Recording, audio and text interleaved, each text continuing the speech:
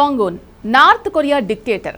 దక్షిణ కొరియా అమెరికాతో తప్ప మరే దేశంతో అంతగా వివాదాలు లేని లీడర్. ముఖ్యంగా భారత్ జోలికి ఎప్పుడూ రాలేదు. భారత్ కూడా ఎప్పుడూ కిమ్ జోలికి వెళ్ళలేదు. పైగా ఉత్తర కొరియా కష్టాల్లో ఉన్న ప్రతిసారి ఇండియా అండగా నిలిచింది. ఇప్పుడు ఆ సీన్ మారింది. కిమ్ పనిగట్టుకుని భారత్ను రెచ్చగొట్టే చర్యలకు దిగుతున్నాడు. అందుకు కారణం భారత్ అధ్యక్షతన జరుగుతున్న క్వాడ్ సమ్మిట్. ఇటీవల న్యూఢిల్లీలో క్వాడ్ విదేశాంగ మంత్రుల భేటీ జరిగింది. అప్పుడు రిలీజ్ చేసిన సంయుక్త ప్రకటనలో ఐక్యరాజ్య సమితి భద్రతా మండలి తీర్మానాలకు అనుగుణంగా నార్త్ కొరియా సంపూర్ణ అణు నిరాయుధీకరణ జరగాలని కోరింది.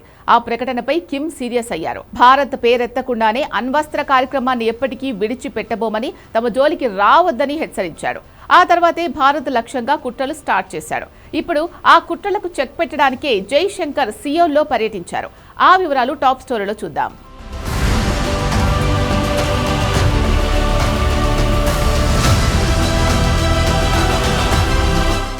సాంగో class submarine. Myanmar, North Korea మధ్య జరిగిన సీక్రెట్ డీల్ ఇదే.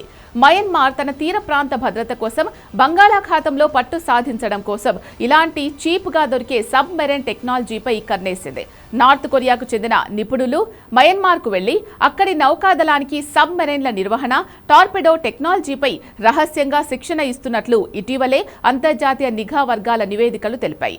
మయన్మార్ ఇప్పటికే భారత్ నుంచి ఒక పాత కిలో క్లాస్ సబ్మెరైన్ను, చైనా నుంచి మరొక సబ్మెరైన్ను పొందింది. అయితే చైనా భారత్పై పూర్తి స్థాయిలో ఆధారపడకుండా తమ సొంత సబ్మెరైన్ విభాగాన్ని పెంచుకోవడానికి కొరియాతో రహస్యంగా సాంకేతిక బదిలీ ఒప్పందాలు చేసుకుంటున్నట్లు నివేదికలు చెప్తున్నాయి.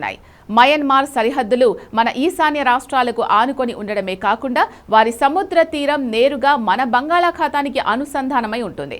బంగాళాఖాతంలో ఉత్తర కొరియా సాంకేతికతతో కూడిన మయన్మార్ సబ్మెరైన్లు తిరగడం అంటే భారత నావీకి, అండమాన్ నికోబార్ కమాండ్కు అది ప్రత్యక్ష భద్రతా ముప్పే. ఈ మొత్తం ఎపిసోడ్లో అసలు సూత్రధారి ఎవరో తెలుసా? చైనా. అది నేరుగా మనతో తలపడకుండా తన మిత్ర దేశాల ద్వారా భారత్ను చుట్టుముట్టే వ్యూహాన్ని అమలు చేస్తోంది. నార్త్ కొరియాను అణ్వాయుధ ల్యాబ్గా వాడుకుంటూ దాని ద్వారా మయన్మార్ వంటి దేశాలకు రక్షణ పరికరాలు సరఫరా చేయించడం బీజింగ్ వ్యూహం. దీనివల్ల చైనాపై నేరుగా ఎలాంటి అంతర్జాతీయ ఆంక్షలు రావు. చైనా ఈ కుట్రల గురించి భారత్కు కూడా తెలుసు. అందుకే ఈ మూడు దేశాలు లక్ష్యంగా స్వయంగా జైశంకరే యాక్షన్లోకి దిగారు. సియోల్లో సరికొత్త గేమ్ స్టార్ట్ చేశారు. Why India and the Republic of Korea must cooperate more closely. We have complementarities. We have many complementarities in many fields, from ships to chips, and also health, infrastructure, or defense, which are just waiting to be exploited. Jeju forum for piece and prosperity 2026 సదస్సు కోసం Jaishankar Seoul వెళ్లారు. జైశంకర్ తన ప్రసంగంలో ship building అంటూ నౌకల నిర్మాణం, digital మౌలిక సదుపాయాలు, రక్షణ రంగాలు అనే 4 పిల్లర్లని హైలైట్ చేశారు. ప్రపంచంలోనే అత్యుత్తమ సబ్మెరైన్లు, యాంటీ సబ్మెరైన్ వార్ఫేర్ అంటే నౌకలను, జలాంతర్గాములను కూల్చే సాంకేతికత కలిగిన దేశాల్లో దక్షిణ కొరియా ఒకటి. Jaishankar south Korea ship building రంగాన్ని ఆహ్వానించడం వెనుక ఉన్న ప్రధాన ఉద్దేశం మన నావీ, కోస్ట్ గార్డ్ నౌకల నిర్మాణ వేగాన్ని పెంచడమే.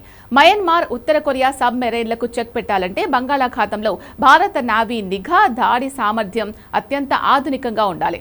అందుకు సౌత్ కొరియా టెక్నాలజీ భారత్కు ఎంతగానో ఉపయోగపడుతుంది. దక్షిణ కొరియా విదేశాంగ మంత్రితో జైశంకర్ జరిపిన చర్చల్లో రక్షణ, డిజిటల్ అంశాలు ప్రధానంగా వచ్చాయి. దీని అంతరార్థం శాటిలైట్ నిఘా, రియల్ టైమ్ ఇంటెలిజెన్స్ షేరింగే. ఉత్తర కొరియా నుండి బయలుదేరే అనుమానాస్పద నౌకలు, మయన్మార్ తీరంలో తిరిగే చైనా సబ్మెరైన్ల కదలికలను సౌత్ కొరియా నిఘా వ్యవస్థల ద్వారా భారత్ సేకరించగలదు. అలాగే హిందూ మహాసముద్రంలో చైనా కదలికల సమాచారాన్ని భారత్ దక్షిణ కొరియాకు ఇవ్వగలదు. ఈ సమాచార మార్పిడి శత్రు కూటమి వ్యూహాలను ముందుగానే పసిగట్టడానికి సహాయపడుతుంది. జైశంకర్ దౌత్యం ఎప్పుడూ డిఫెన్సివ్ గా ఉండదు, అది అఫెన్సివ్ వ్యూహాలతోనే ఉంటుంది. అందుకే మయన్మార్ సరిహద్దుల్లో ఉత్తర కొరియా సబ్మెరైన్ డీల్ రూపంలోనో, చైనా కుట్రల రూపంలోనో ముప్పు పొంచి ఉందని తెలిసిన వెంటనే ఆ 2 దేశాల శత్రువుకు శత్రువైన దక్షిణ కొరియాతో భారత్ చేతులు కలిపింది.